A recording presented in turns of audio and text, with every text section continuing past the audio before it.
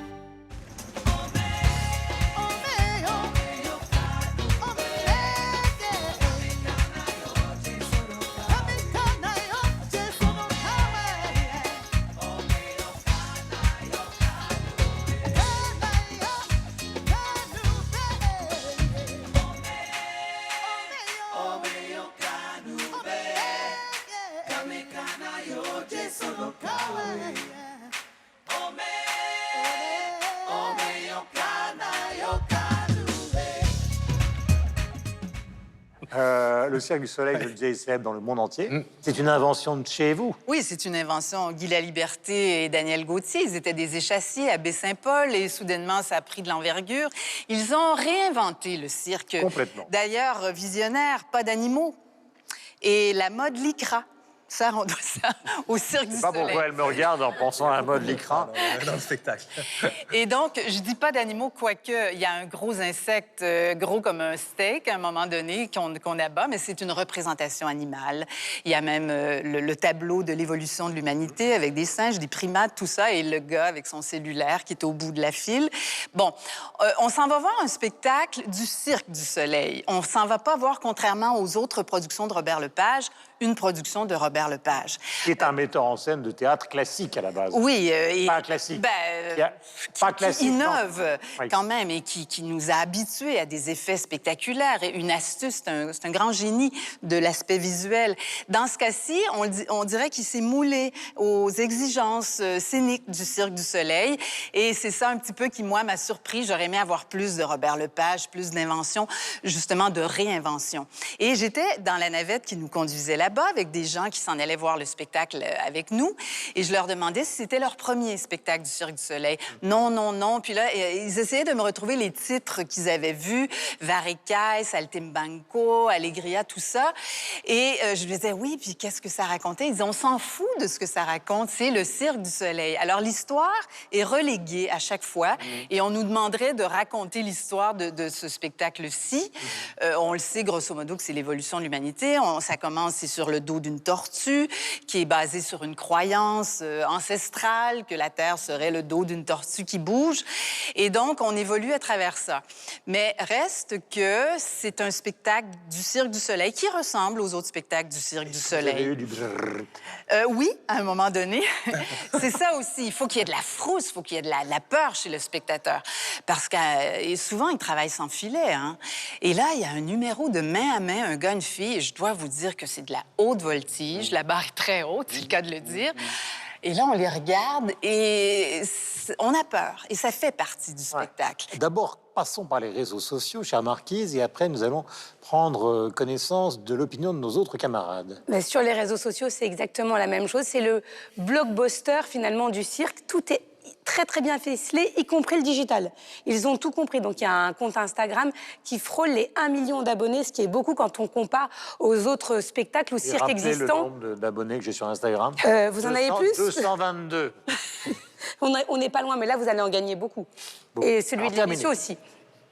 Donc c'est très bien ficelé, il y a plein de photos, les coulisses, les vidéos.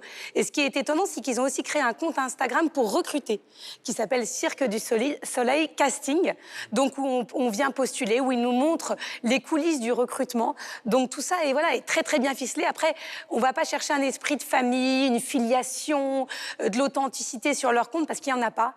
Toutes les photos sont parfaites, et c'est ça qui manque, c'est que c'est un peu trop parfait. Ah, mais c'est pas le cirque de Fellini. C'est l'exemple de... Mais oui, mais voilà, c'est ce qui manque un peu.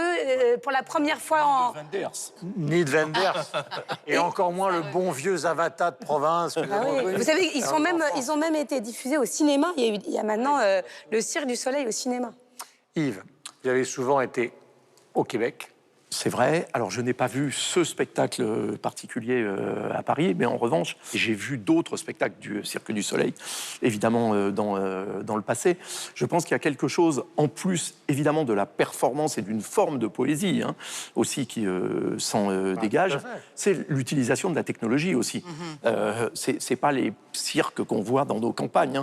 Donc, effectivement, pas d'animaux. Mais je pense que l'utilisation de la technologie, aussi, est quelque chose de tout à fait nouveau. Je pense que c'est ça aussi qui est un des apports du Cirque du Soleil. Michel. Je pense que simplement le Cirque du Soleil, aujourd'hui, il est victime de son succès. Si je peux faire cette analyse-là, dans la mesure où les numéros qui sont présentés, c'est de la haute voltige, c'est spectaculaire, c'est performant, c'est grandiose, il n'y a absolument rien à dire.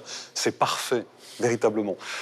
Mais en même temps, comme c'est devenu une entreprise globalisée qui exporte ses spectacles, c'est devenu une véritable entreprise, justement, avec le côté globalisé, moi, qui me gêne un tout petit peu. C'est-à-dire que, comme pour les franchisés globalisés mondiaux, vous êtes assuré à peu près d'avoir une certaine qualité ou un goût pour les produits alimentaires que vous allez retrouver partout sur la planète. Puis en même temps, on est dans une sorte de production à la chaîne, on n'est plus véritablement dans quelque chose qui est de l'artisanat. Vous n'êtes plus surpris. Alors, c'est un petit peu ça. C'est de votre faute, mon vieux. Mais oui, alors c'est vrai que j'en ai vu plusieurs, c'est un peu ma faute. On est blasé. Non, mais j'entends ça. Il y a un côté aussi un petit peu blasé. D'où l'intérêt de regarder 300 millions de critiques. On n'est jamais blasé. Et maintenant, voici une question fondamentale. Quel est le point commun entre Jacques Demy, Miles Davis et Damien Chazelle? Michel Legrand, qui revient enfin sur sa vie et sa carrière dans « J'ai le regret de vous dire oui ». Alors, ce qui m'a un peu amusé, c'est que aimons passionnément Michel Legrand, il y a 4 ans, il avait déjà sorti une autobiographie qui s'appelait « Rien n'est grave dans les aigus », si ma mémoire est bonne. Et voici donc une autre autobiographie dont nous parlerons, pardonnez-moi, après ces quelques images de la préparation du spectacle Peau d'âne, en ce moment au Théâtre Marigny, sur une musique, bien sûr, de Michel Legrand. Quand on est musicien, il faut jouer de la musique. Moi, si je n'écris pas, si je ne joue pas, si je ne suis pas entouré de musiciens formidables avec lesquels je joue, ma vie n'a plus de sens. Donc, la musique est en moi, elle m'accapare comme elle a toujours fait, que je sois super occupé ou pas.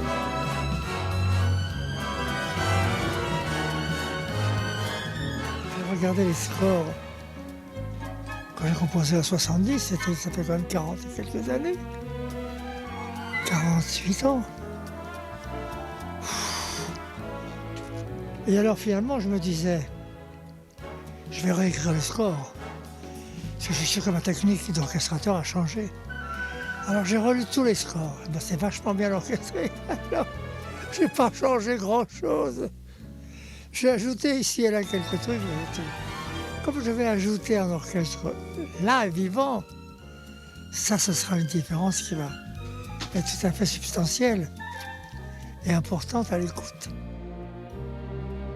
Aujourd'hui, tous les amis, les copains que j'ai, me disent, mes enfants chantent la partition par cœur du début à la fin. Tous. Et je me demande parce que bon, ce film n'a pas eu un tel succès quand il est sorti en 70.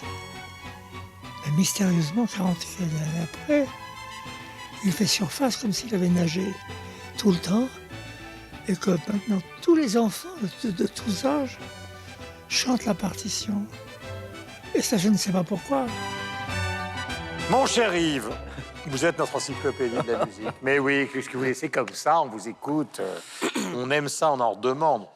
C'est vrai que Michel Legrand, c'est d'abord famille de musiciens, Oui. conservatoire, donc l'étude les plus classiques, plus grand professeur, Nadia Boulanger, etc., comme Quincy Jones, pianiste émérite, très proche du jazz, je résume parce qu'il faut aller vite, hein, très proche du jazz, lui-même, une sœur qui a chanté dans un groupe de jazz, Christiane Legrand, les bien double sûr. six, Et les Swingles. voilà, et qui faisait des adaptations vocales de Dizzy Gillespie. Vous vous rendez compte le truc, hein? Ouais.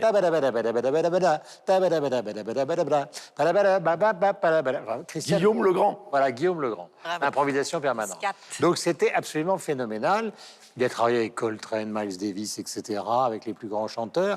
Et maintenant, donc, il y a cette autobiographie qui a l'avantage, après celle qui est sortie il y a 4 ans, de nous donner, au fond, c'est une question qu'on se pose tous, quelle est l'importance de Michel Legrand dans notre patrimoine musical? Parce qu'on a beaucoup parlé ces derniers temps d'Aznavour, d'Hallyday, des jeunes chanteurs, de Stromae.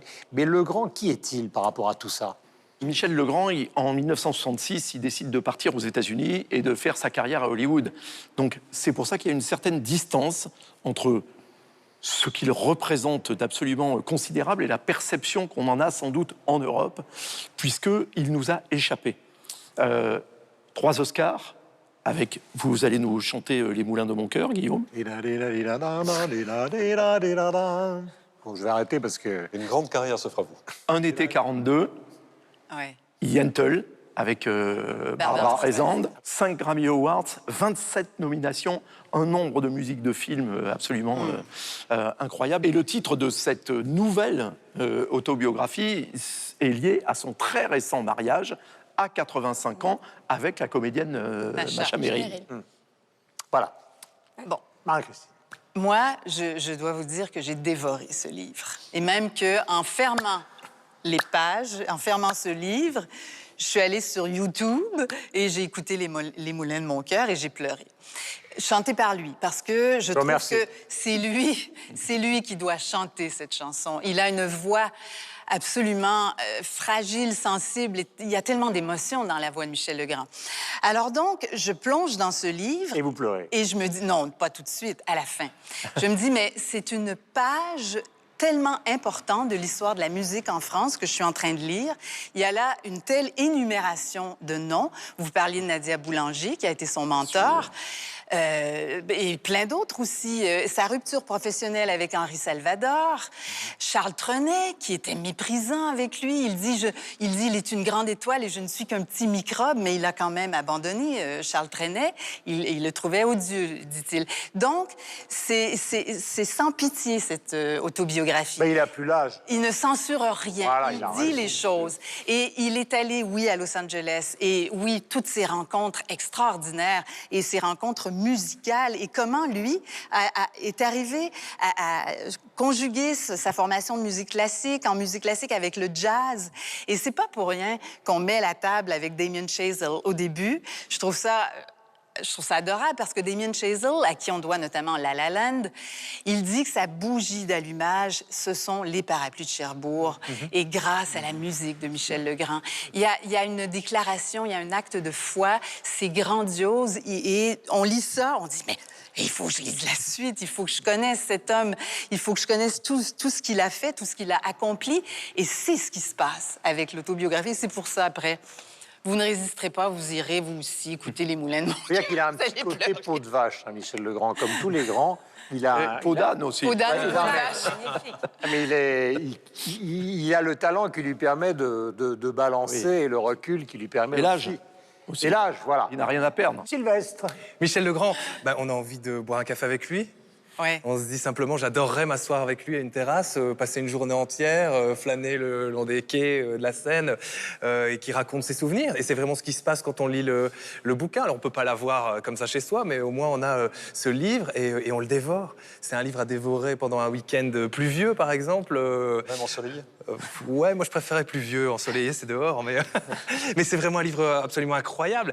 Ça parle de l'histoire culturelle francophone, française, mais aussi américaine, et comment cette culture francophone est sincère dans ce grand continuum qui est l'entertainment américain, etc. Donc, Le bassin hollywoodien. c'est génial, c'est génial. On se dit, ce gars qui vient de France, qui se retrouve aux États-Unis, enfin, c'est fabuleux. Mais ils étaient plusieurs Français. Le père de Jean-Michel Jarre, donc, était un musicien Jarre, oui, célèbre. tout à fait. Là-bas, maintenant, vous avez Alexandre Desplat, Michel Colombier, qui sont des gens qui sont comme arrangeurs, directeurs d'orchestre, qui font des carrières inouïes. Et on a l'impression que c'est une espèce d'âge d'or perdu, comme ça, que ça n'existera plus jamais comme ça, à cause des réseaux sociaux ou à cause de plein d'autres choses. Mais il y avait ce côté, waouh, quoi, qu'on lit dans ce bouquin, c'est génial, quoi. Michel, je vais vous interroger sur ce que vous aimez le plus au monde, à part vos voisins, c'est-à-dire nous. Tous mes voisins. Et Le voisines. jazz, parce que Michel Legrand, c'est quand même aussi des collaborations avec Miles Davis, avec Sarah John Vaughan. Coltrane, Sarah Vaughan, etc. Bien sûr. Mais ça fait partie du Et personnage. pas des petites collaborations dans un coin. Des collaborations majeures, notamment quand il y a un passage dans le livre, quand il explique un enregistrement qu'il fait avec Sarah Vaughan qui est juste... on l'appelait la divine à juste titre. Enfin, il y a deux figures tutélaires comme ça du jazz vocal féminin, c'est Ella Fitzgerald et puis Sarah Vaughan.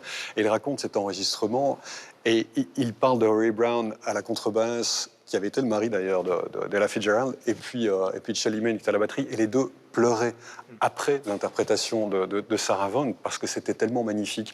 Il y a toujours eu cet intérêt pour le jazz qu'il raconte très bien. Après avoir assisté à un concert de Dizzy Gillespie, c'était à Paris en 48, si ma mémoire ne me trahit pas, et il a vu les deux sets, il dit « Je suis resté dans la salle, personne ne m'a rien demandé, j'ai vu le deuxième ». Et c'est là que j'ai compris que le jazz, c'était pas une musique figée, parce que le deuxième set, finalement, il rejouait les mêmes morceaux, mais de façon différente, avec autre chose. Moi, je me suis pris 2 claques dans la figure. Et pour lui, ça a véritablement été quelque chose de formateur, venant du classique avec Nadir Boulanger, ayant appris le blues, il le raconte très bien dans le bouquin aussi, avec des soldats américains, voilà, quand il était reparti dans son village, après son voyage à vélo avec sa maman qui a donné 5 jours en été. Et c'est ce que je trouve aussi intéressant dans le livre, c'est-à-dire que c'est un livre qui est passionnant de bout en bout parce qu'il raconte pas moi, Michel Legrand. C'est ça, c'est pas prétentieux. Jamais. Et chaque fois, il raconte les personnes qu'il a rencontrées, ce que ça lui a amené, ce que ça lui a permis de créer. Il y a eu Nadia Boulanger, il y a eu le classique, il y a eu le blues, on en a parlé.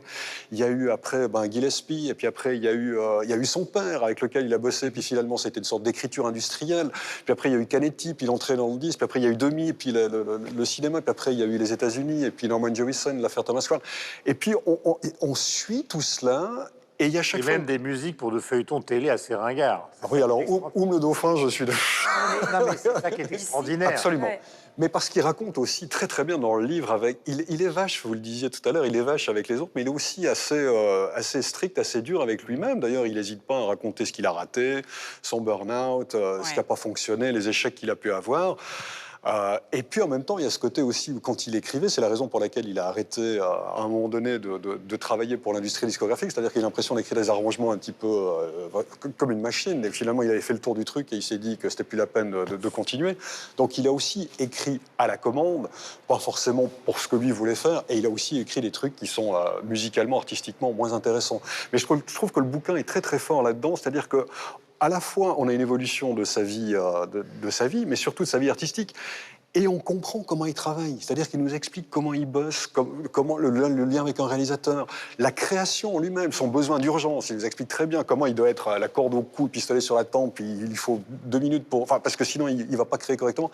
Et donc, on est dans les coulisses, on est dans la cuisine d'un créateur, et je trouve ça passionnant, en plus, quand on connaît la grandeur du bonhomme au niveau musical. Il faut de temps en temps raconter sa vie. Il se trouve que j'étais récemment dans un week-end à Barcelone et j'ai remarqué, Barcelone, ville branchée, que dans les bars, dans les restaurants, etc., plutôt que la célèbre lounge music version Ibisenko, totalement effrayante, etc., il y a de plus en plus de jazz. Alors là, je me retourne vers Yves. Est-ce que vous sentez, vous qui connaissez bien l'industrie du disque, que quelque chose d'une parenthèse, qui est plutôt une parenthèse disparue de cette musique, est en train de revenir sérieusement? Alors, Oui, vraisemblablement, simplement parce que le jazz, c'est une musique qui est jouée. Donc, c'est une musique humaine et c'est une musique en même temps qui est inventée. Et donc, je pense qu'effectivement, il y a un besoin de retrouver, alors au-delà du hip-hop ultra dominant, de la musique électro, parfois qui se fait avec les machines, même quand on est parti faire le marathon de New York, on revient, l'album est terminé tout seul.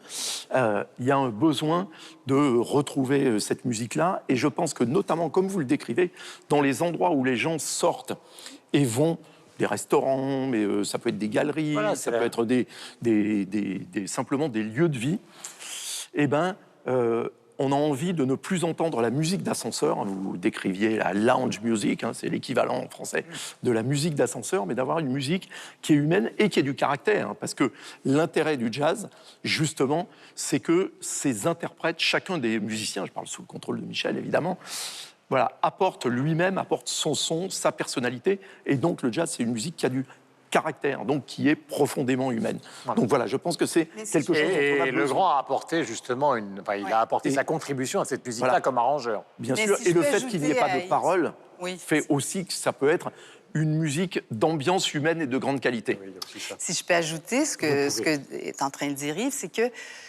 je ne sais pas pourquoi, sans doute à cause du fameux accord bleu, la septième augmentée, c'est que ça réveille chez l'humain la nostalgie. C'est une des qualités ou défauts de la musique jazz. Ceux qui n'aiment pas la nostalgie, souvent n'aiment pas le jazz. Il y a comme une équation à faire, mais on parle du jazz, mais il ne faut pas oublier qu'il y a une infinité de styles de jazz aussi. Le jazz, c'est du blues, hein, vous direz Miles Davis. Hein. Ah oui, c'est ça, mais bien sûr. Mais c'est peut-être pour ça, c'est peut-être ça qu'on va rechercher aussi. Voilà. Il s'agissait donc du livre de Michel Legrand qu'il faut lire. Donc, et comme tout à l'heure... Oui, mais bon, ne vous inquiétez pas, chère Anne. Non, mais j'adore Michel Legrand. Un autre sujet, j'aurais rien dit peut-être. Voilà. Mais Michel Legrand, moi, je suis fan depuis que je suis toute petite de Michel Legrand, de Peau d'Âne. J'ai grandi avec Peau d'Âne, donc je peux pas ne pas en parler. Mais bien sûr. Et c'est un mythe vivant international.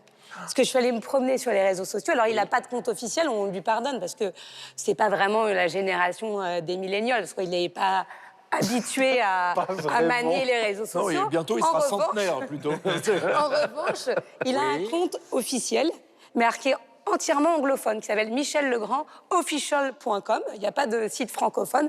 C'est vous dire à quel point on l'aime à l'international et à l'étranger. Et si vous faites des recherches, parce que ce que dit Marie-Christine est exact, quand on a le livre, on a envie tout de suite d'avoir un smartphone ou une tablette pour aller écouter C'est un peu le contrepoint du livre de Jane Birkin. C'est-à-dire que le livre de Jane Birkin, ce ne sont que les impressions de quelqu'un qui n'est pas un auteur, tandis que là, tout d'un coup, on a l'impression de voir défiler l'histoire de la musique. Exactement. Et c'est ce qui manque sur la version des 60s de Jane Birkin. On aimerait qu'elle nous raconte tout ce qui s'est passé du point de vue musical. Et là, il faut faire des recherches et aller sur Internet pour voir des interprétations inédites. Et on voit que la jeune génération l'interprète. Quand vous mettez le hashtag Michel Legrand, sur Instagram, il y a des jeunes chanteurs qui ont 20, 22 ans, qui s'essayent et qui chantent Les Moulins de mon cœur très, très bien. Moins bien que vous, mais très bien quand même.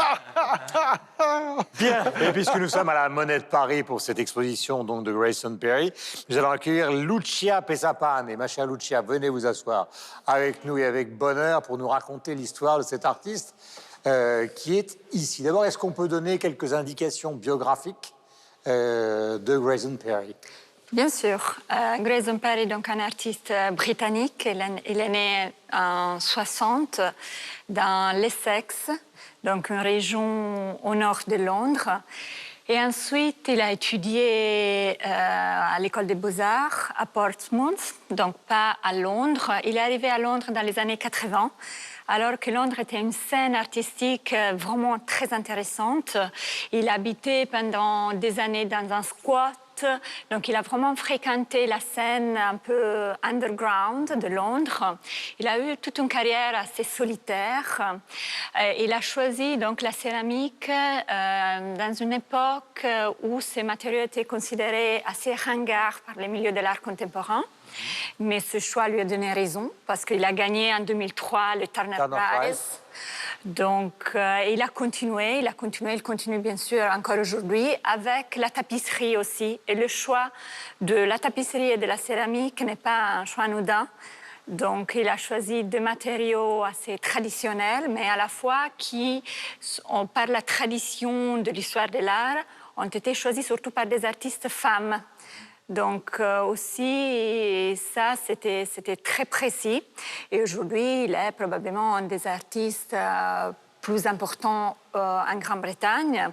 Il n'est pas encore très connu en France, d'où l'intérêt de cette exposition. exposition. Donc, il a une grande galerie à Londres qui s'appelle Victoria Miro, qui est la galerie de Kusama, aussi l'artiste japonaise. Alors, on a beaucoup parlé des Young British Artists et de Sensation à Londres en 1997. Lui, par rapport à toute cette joyeuse bande, Jenny Saville, Damien Hirst et tous les autres, les frères Chapman, il a toujours été à côté. C'est-à-dire que c'est la même époque, la même génération, mais lui, il était à côté. Tout à fait. C'est pour ça que je parlais d'un parcours solitaire, parce qu'il n'a jamais exposé avec eux. C'était vraiment la même génération, mais par exemple, tous ces artistes ont étudié à Londres, à la Goldsmiths School, alors que Grayson a étudié pas à Londres. Et il a choisi aussi des matériaux que ces artistes n'ont pas choisis. Non. Donc, c'est pour ça peut-être aussi qu'il a été reconnu un peu plus tard dans les milieux de l'art.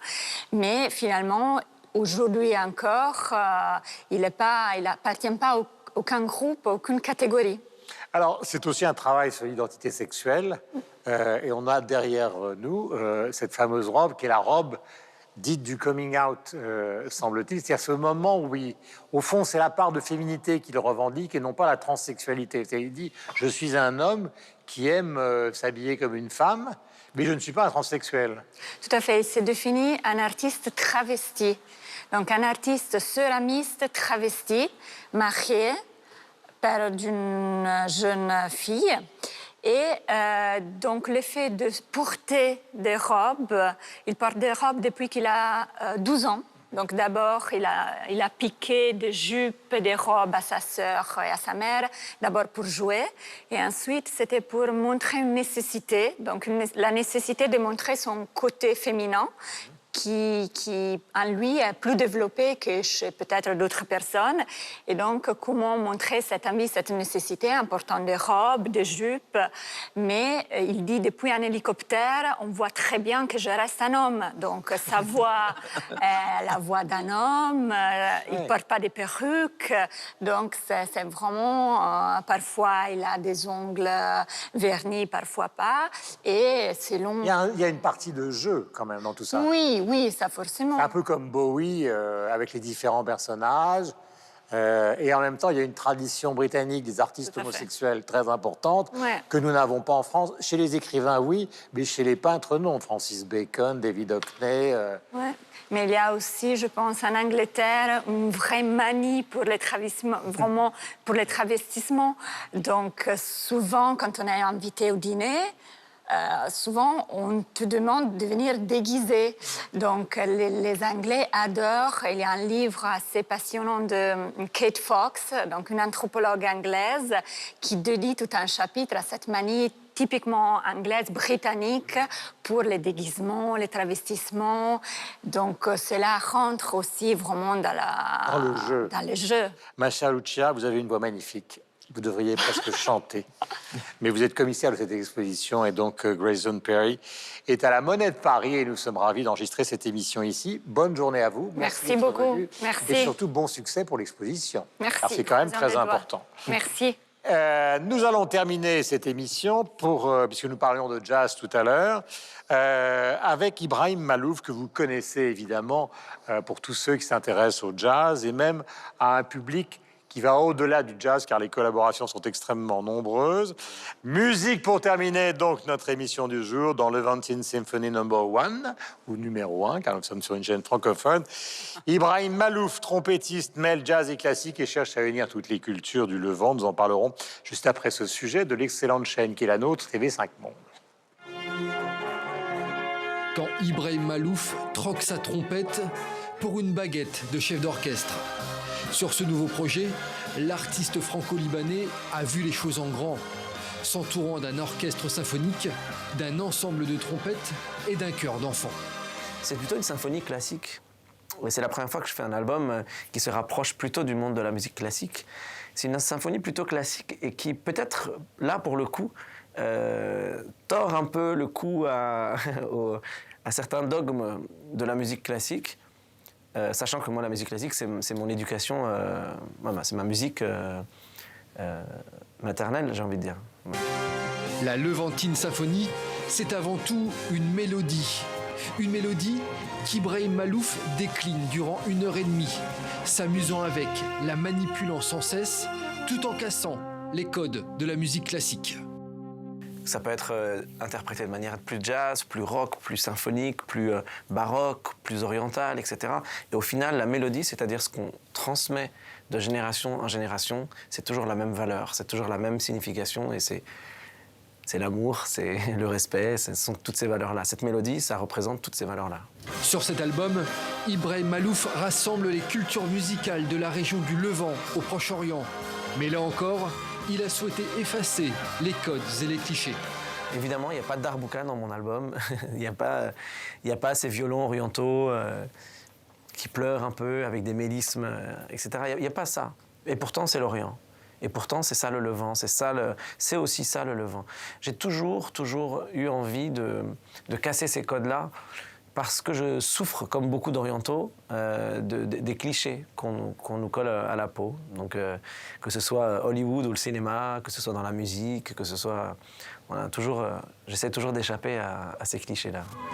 Un projet qu'Ibrahim Malouf défendra sur scène pour quelques dates seulement, comme les 18 et 19 janvier prochains, à la Scène Musicale à Paris.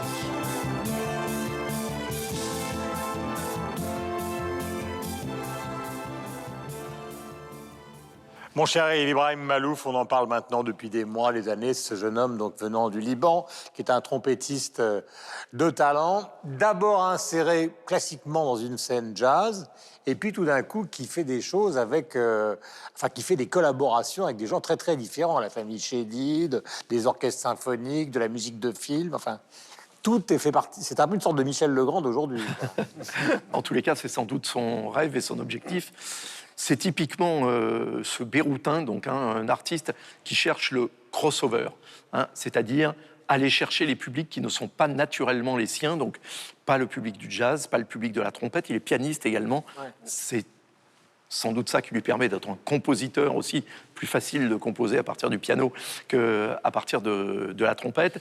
Et puis qu'il y a cet élan à la Gershwin de vouloir composer justement une œuvre un peu mixte entre jazz et classique. Et j'ajouterais même un troisième élément qui, pour moi, est peut-être l'élément principal et décisif de cet album précis, qui est la musique liturgique.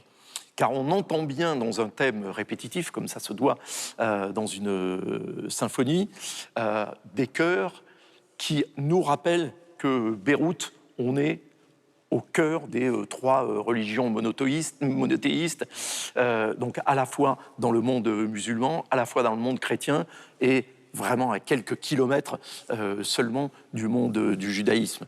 Et ça s'entend dans cet album, ça s'entend donc dans cet œcuménisme musical que Ibrahim Malouf recherche, et évidemment c'est au cœur de l'âme libanaise, et lui-même est libanais.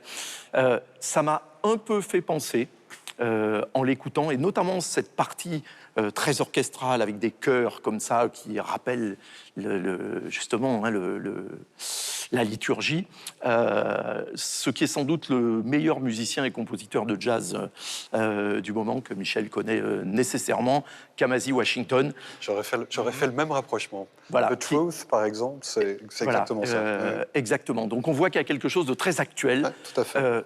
Qui cherche d'abord un syncrétisme musical d'un côté et une spiritualité à atteindre quelque part derrière tout ça. D'abord, Laurent, est-ce qu'il est connu? Oui, parce qu'il apparaît beaucoup, il a gagné des victoires de la musique, et on l'a vu justement jouer avec des musiciens très populaires, des musiciens de variété classique. Oui, il est très connu et comme le disait Yves, il cherche à avoir un nouveau public, donc il se sert des réseaux sociaux pour ça. Il est présent sur les 3 réseaux sociaux, notamment sur Facebook. Et pour inciter justement ses fans à être fidèles à sa page, il crée régulièrement des quiz. Vous dites avec qui j'ai collaboré, avec qui j'ai pas collaboré, échangez autour de vous, publiez les réponses. Donc il est pas bête, il dit tiens, il faut aussi que les personnes qui me suivent incitent d'autres personnes à me découvrir, à découvrir mon univers. Et il fait gagner comme ça des clés USB de son concert live. Donc, il est très, très présent et on l'aime beaucoup. Et concernant l'Levantine Symphony, ça a plutôt un bon accueil sur les réseaux sociaux. On compare sa symphonie à une bande originale de film imaginaire. Joli compliment. L'amateur de jazz en pense quoi? C'est un très joli album, je trouve. En même temps, on a toujours l'habitude d'associer Ibrahim Malouf au jazz. Je suis pas sûr que ce soit absolument pertinent. Je sais qu'il a des rapports avec les jazzmen, entre guillemets, puristes, je ne sais pas si le terme est exact, qui ne sont pas toujours très simples. Ça ne me paraît pas non plus une très bonne chose. Enfin, il est un peu rejeté par la communauté jazz, stricto sensu, ça ne me paraît pas très intelligent. Je crois qu'Ibrahim Malouf, d'une manière générale, c'est un musicien, on parlait de syncrétisme, c'est un petit peu ça. Il a toujours eu dans son approche musicale un peu de jazz, un peu de classique, un peu de rap, un peu d'électro, un peu de funk, un peu de tout ce que vous voulez. Il mélange ça, il en fait quelque chose à sa sauce. Et puis il essaie d'avoir cette patte. Alors on peut le voir comme un agrégateur génial ou du métissage, peu importe. Mais ce que je trouve dans cet album qui est véritablement intéressant, outre le fait, ouais, je suis absolument d'accord avec Yves, moi ça m'a vraiment rappelé les derniers disques de Kamasi Washington par exemple, ou plus généralement ce qui est en train d'essayer de se faire aux États-Unis avec des gens comme Robert Glasper ou même Kendrick Lamar, c'est-à-dire que finalement on est en train de prendre différentes choses pour en créer quelque chose d'autre, que ce soit du hip-hop et puis du jazz ou la great black music comme on dit. Et là, en l'occurrence, c'est ce qu'il fait avec ce message qu'il met en avant, c'est-à-dire un message de paix, un message de tolérance. Et je me dis que voilà, non seulement le disque s'écoute, je mettrais juste un bémol, je ne suis pas un grand fan des chœurs d'enfants. Voilà, ça c'est mon avis, c'est un avis personnel, mais je le dis. Mais pour le reste, il agrège ses musiques, il met en place ses musiques dans une période où on est en pleine haine de l'autre, plutôt. Et lui essaye au contraire de fédérer, de rassembler, d'agréger quelque chose, de mettre ensemble des cultures différentes pour en faire un langage nouveau et du moment.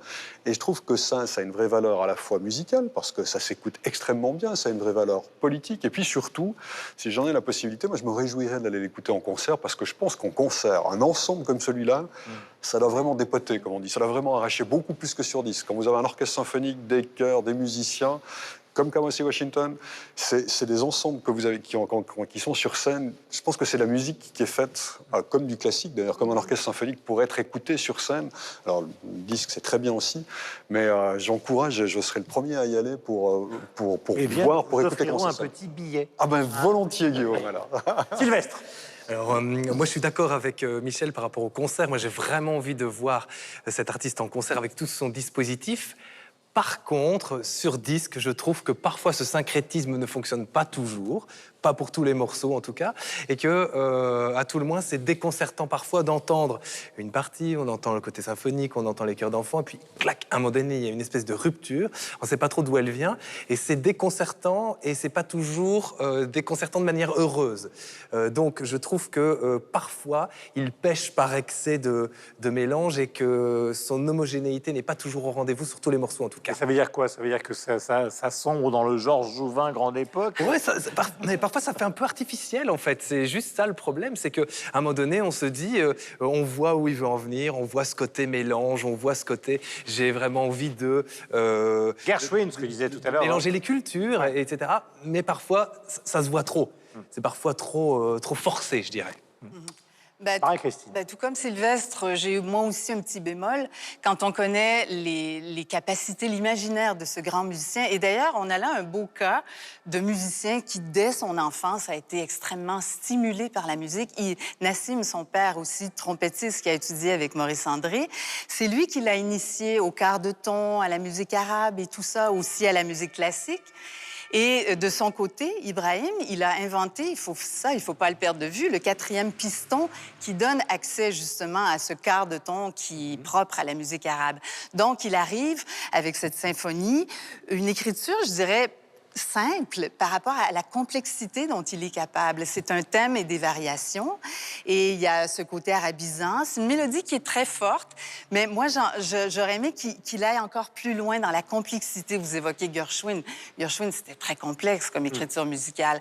Et c'est pour ça, peut-être, que ça avantage... C'était très riche. Alors que dans ce cas-ci, je trouve qu'il a joué la carte de la simplicité. Et pour ça, probablement que pour ça, c'est préférable de le voir en concert avec tout l'attirail, tout le Parce qu'il va y avoir une part d'improvisation, parce qu'il va y avoir une part de...